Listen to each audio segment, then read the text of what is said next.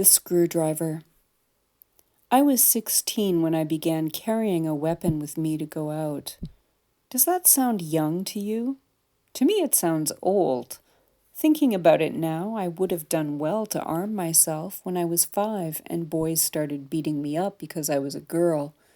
I'm sure they just liked me, though. That's what we're told anyhow. Love equals hate when it comes to boys and men, from birth. But it turned out that 16 was the age at which I decided that carrying a weapon might be to my advantage. There had been many violent incidents in my life, but for the most part, those were committed by boys and men I knew, or at least knew in passing. But at 16, I had a frightening encounter with a strange man, a stranger, and it scared me shitless. Religious men and their cock puppets are dangerous. Every policy, rule, and regulation they have ever set up has been designed to hurt women and girls on some level. I've lost friends over my belief in this truth, even agnostic friends. It hurts their feelings, you see. To them, freedom of religion is more important than female freedom and the right to be safe, but not to me. Religion is a choice. Being female is not. And the data show that opening the door a crack when it comes to men, religious or not, gives them permission to kick it open and rape you on the kitchen floor. So yeah, I take a hard line when it comes to men and the shit they invent. And religion is one hell of a big male fantasy that I refuse to accept. Now, I grew up in a town that didn't give off the stink of religion, but we still adhered to a strict policy of no Sunday shopping, Sunday being the Christian fuckers' day of rest and all.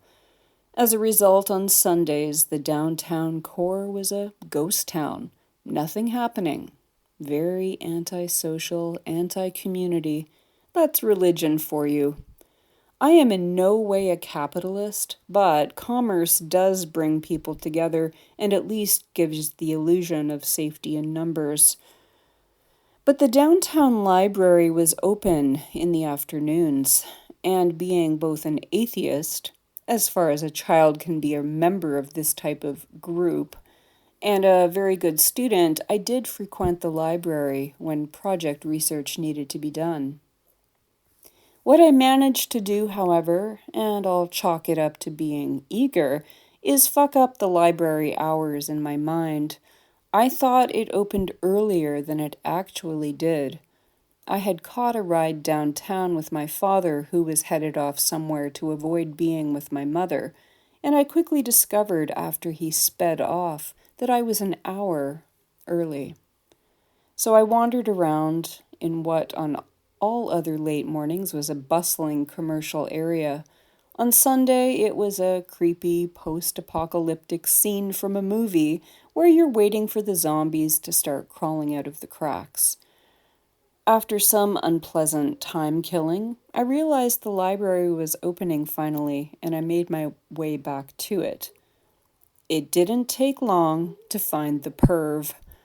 Now, this was a small city, not Hicksville, but said perv was sitting there in his dirty pickup truck beside the train tracks that ran by the parking lot that I needed to cross to return to the library. A middle-aged white guy. What the hell was he doing there? No coffee shops, no stores open, nothing interesting to look at. Unless it was a good spot to pick up young girls to abduct and rape. And given that that was exactly the scenario that I found myself in, I guess it was indeed a good spot.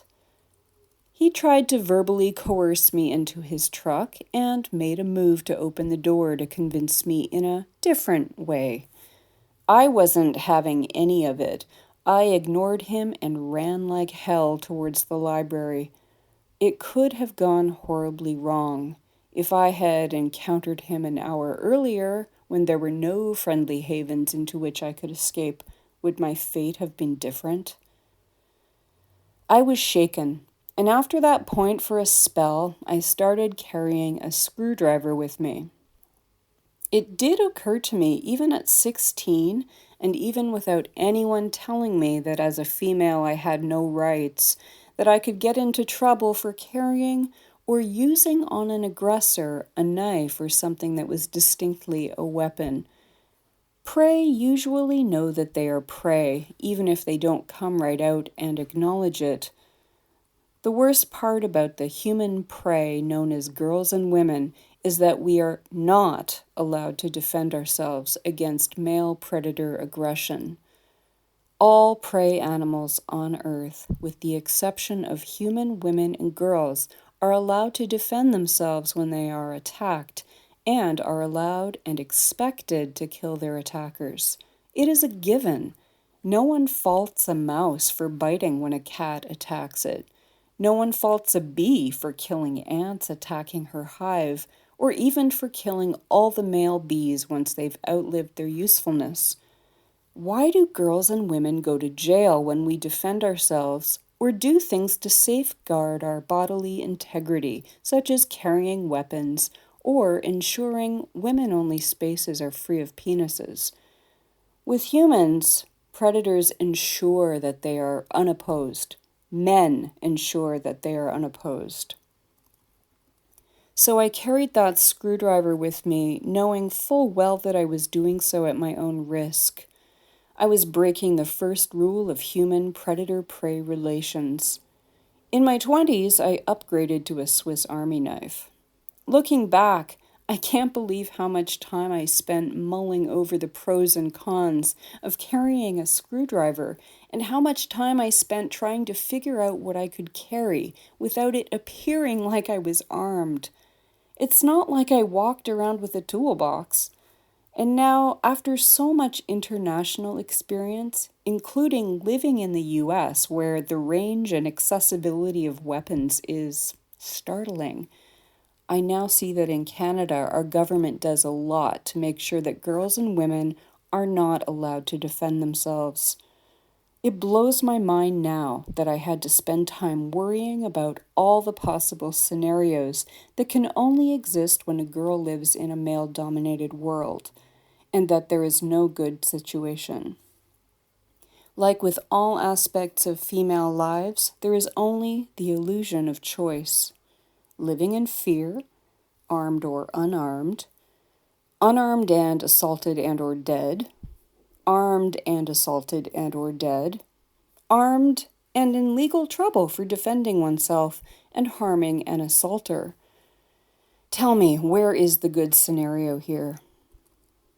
Anyhow, luckily in my hometown, the religious nuts lost out to the capitalist pigs, and Sunday shopping was legalized and brought life and the illusion of safety to the city center.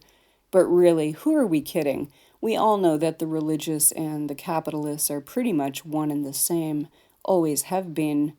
And once they started raking in the extra dough from Sunday business, no one made a peep of complaint ever again.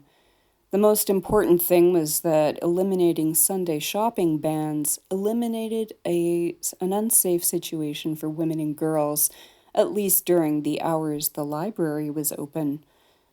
Of course, religion allows perverts numerous other opportunities to abuse women and girls, but at least I could go to the library on Sunday without fear of abduction and rape in an empty parking lot.